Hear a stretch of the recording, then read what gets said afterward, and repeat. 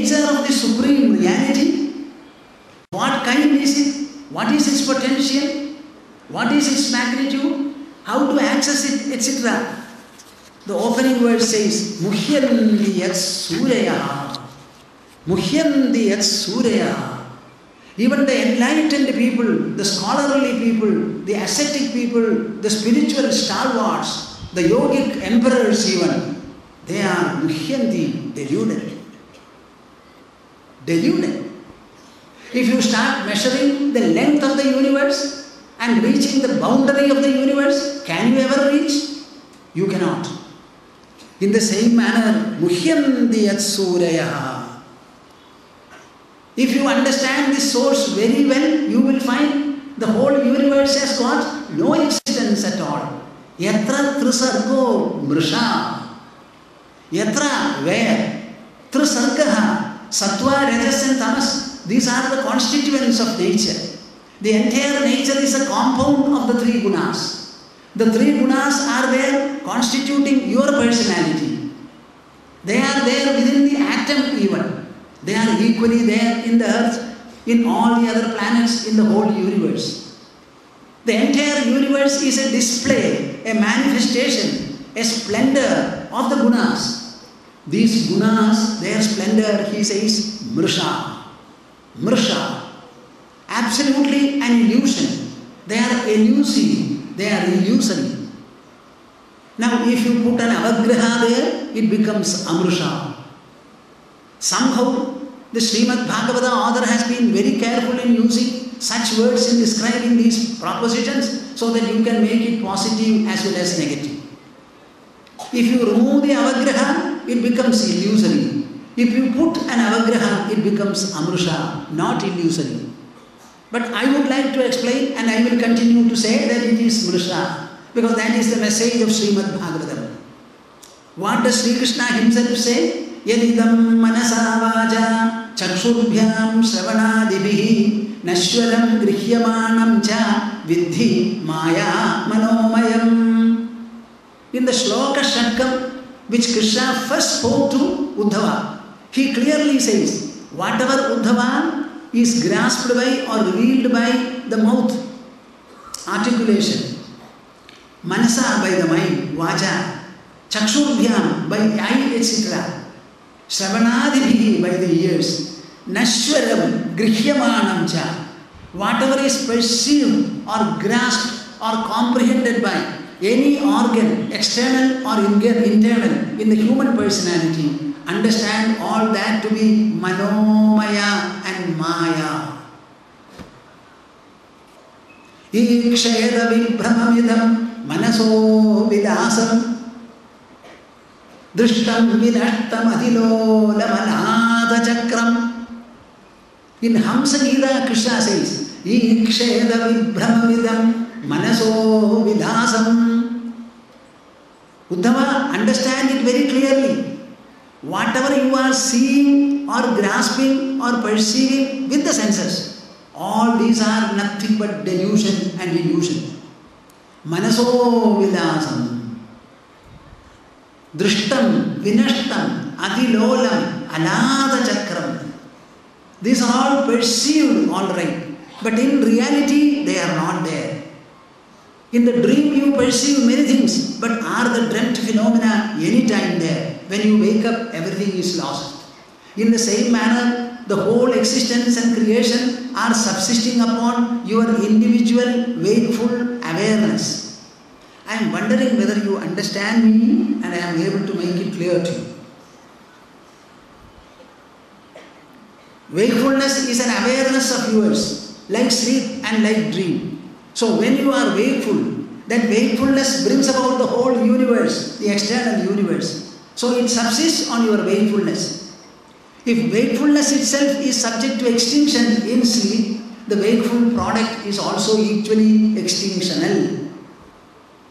Iksheda vibhramamidam manaso vidasam drishtam vinashtam adilolam.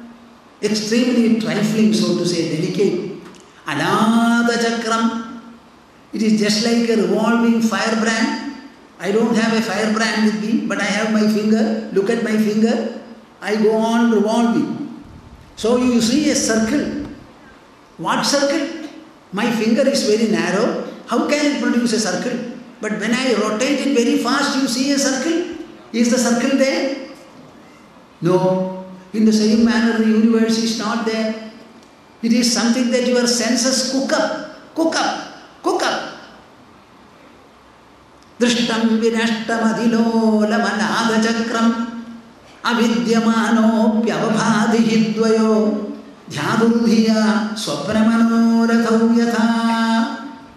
This is another verse from Ekadasha Skanda, where it is clearly said, avidyamanaha.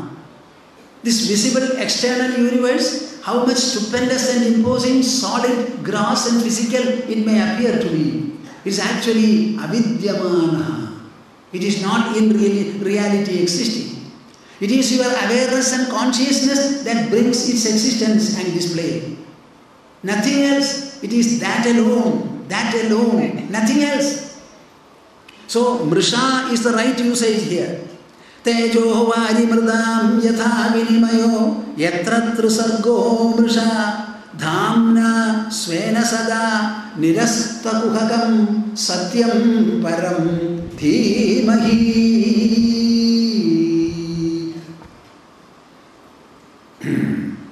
Nirasta kuhakam. The supreme reality is such that at every point of time it is not affected, engulfed or overtaken by anything like maya, anything like a jugglery. By virtue of its own brilliance, by virtue of its own splendor, it always keeps away from evanescence. It gives you the notion of evanescence, transitoriness. It is its power to give you the notion of transitoriness, but it does not get involved in this transitoriness. I don't know whether I will explain. If I explain, you will understand it properly. What is that? Every day you wake up, and when you wake up, the world also rises. You interact with the world for about 10, 12 or even 13, 14 hours. At the end of the day, you go to sleep. When you go to sleep, the entire wakefulness and the wakeful effects all are wiped off, obliterated. Then you go to sleep for about 4 or 6 or 8 hours. Thereafter you come. In between you have a dream where a parallel world is created. So you are the waker, you are the sleeper, you are the dreamer. Are you following? See, you are the waker, you are the sleeper, you are the dreamer. Now the dream is gone when you wake up. The wakefulness is gone when you sleep. And the sleep is gone when you wake up. So each state invalidates itself, is overtaken by the other. But the waker, the dreamer and the sleeper, he is never overtaken. All the three states are regularly wiped off. They are non-existent. But the substratum, namely, I woke up, I slept, I dreamt, that I, the substratum of all this, that is always shining. There is no point of time when that is put down or that becomes extinct. All the other things are extinct. Nirasta kuhakam, satyam param. You should come along with me with wings if necessary. Fly along with me. Srimad Bhagavata is discussing that kind of a supreme truth. Param means supreme, absolute, unconditioned truth. Satyam, ever present, present in the past, present in the present and present in the future. At no point of time it is extinct, nor can it be brought to extinction. That supreme truth which is transcendent. What is meant by transcendent? It is not within the range of sensory perception. You cannot search and find it out anywhere in the external universe. It is always inside your body. So close your eyes. Close your eyes. Sit. Immerse in your own inner consciousness and depth. Let the mind vaporize like burned camphor. What? What? When you burn camphor, there will be no residue left. In the same manner, you have to think. Ultimately, the entire thought process should become extinct. You have to reason until at last the very reasoning process becomes extinct. When everything gets wiped off, the unwipeable presence you will attain. Satyam Param. And in order to attain it, what do you have to do? Dhimahi. Carry it in your intelligence. Contemplate upon it assiduously, using your intelligence.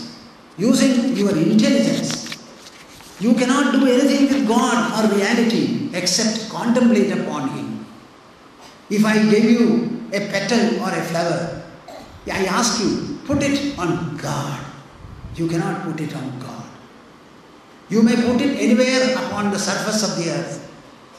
There is only one approach, that is contemplation. Try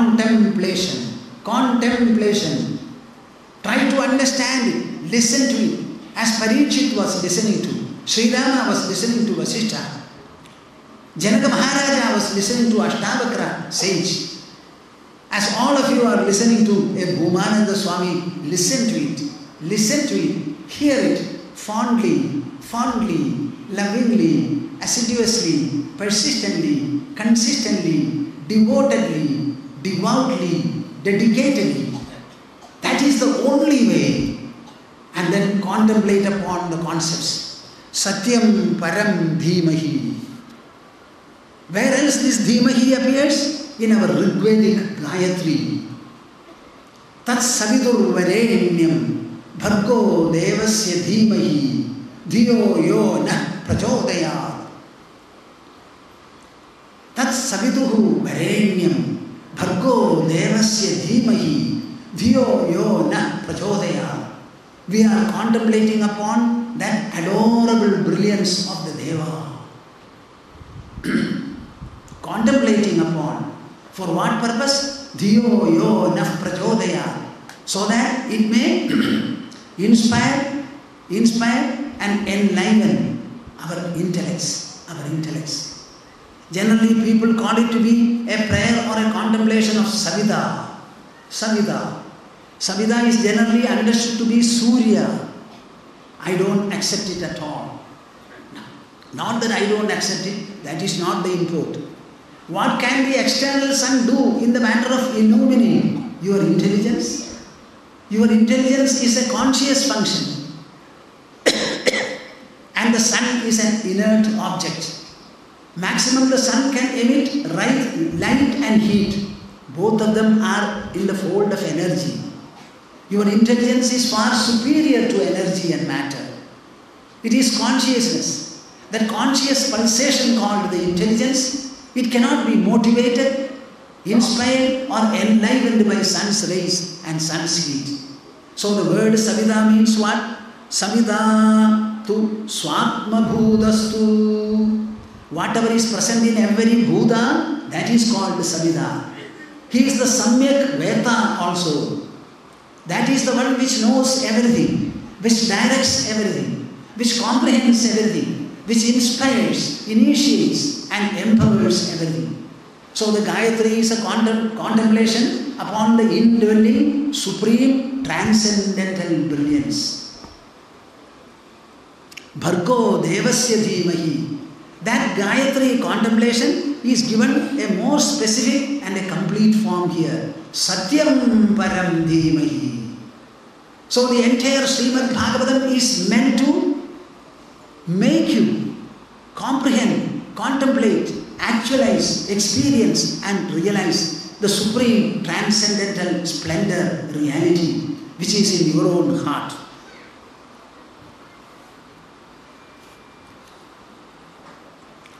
I am reminded of Kenopanishad. What does Kenopanishad say? Keneshitam padadi preshitam manah Kena prana prathama praiti yukta Keneshidam vajamimam vadandi Chakshushrotram kaudevo yunakti. The Kenopanishad means by what Upanishad? Kena means by what?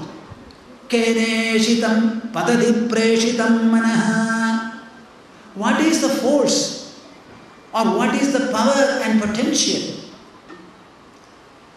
which activates my mind, by virtue of which my mind alights on the objects of the world? Keneshitam padati preshitam manaha kena pranaha prathamaha praiti yuktaha.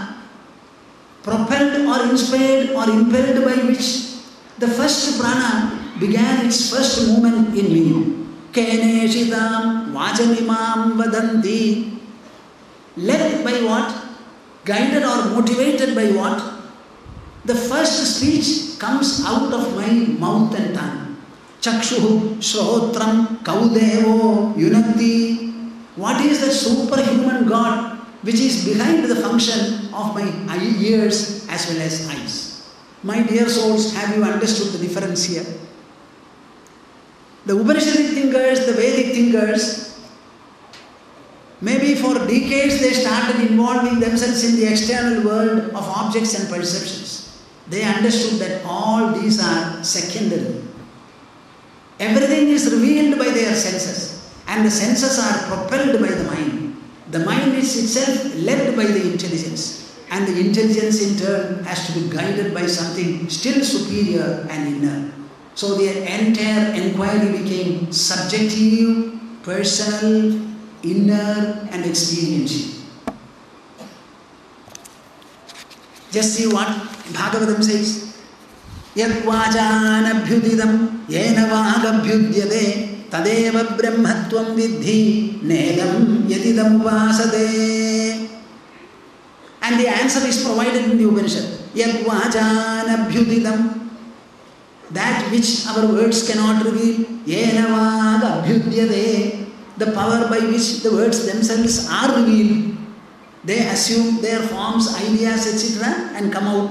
Tadeva brahmatvam vidhi. Know that to be the supreme reality. Nedam yadidam upasade. Not the one idol or picture which you worship here, keeping it in front like this. Am I clear? Huh? What you worship here is an idol. An idol is there made by me. It is placed in my front, looking at the place and the position. And my eyes are looking at it. My hands are trying to worship. Now, are these things first, or the power and the presence which activate my eyes to see, activate my hands to work? Which is first? The external seen idol or the seeing inside? Tadeva brahmatvam vidhi. That is the supreme reality, not the one you worship here. Yen manasana manute yenahum manomadam yes chakshusana pashyati yena chakshumshi pashyati yat shotrena nashrinodi yena shotramidam shrudam yat pranena na pranidi yena prana praniyade tadeva brahmatvam vidhi nedam yadidam upasade. See, I am citing this Kenopanishad in order that my viewers and listeners will be able to understand how Srimad Bhagavatam makes its beginning. It directly links you to the supreme reality, and the whole purpose of the composition is to enable the readers, the thinkers, the hearers to contemplate upon this inner supreme presence.